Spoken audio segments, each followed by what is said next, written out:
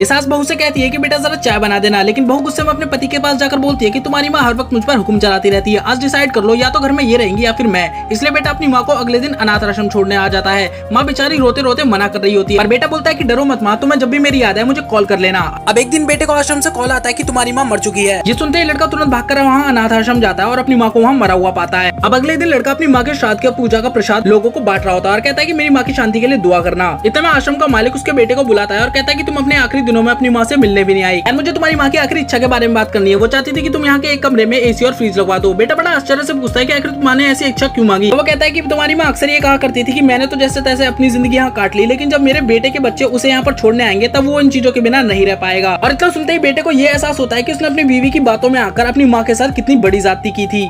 दोस्तों, माँ एक वो भगवान होती है जिसकी हमें पूजा करनी चाहिए, लेकिन वहीं कुछ बेटे अपनी माँ की बिल्कुल कदर नहीं करते। वैसे आप अपनी माँ से कितना प्यार करते हैं? चैनल को सब्सक्राइब करके हमें कमेंट में बताना।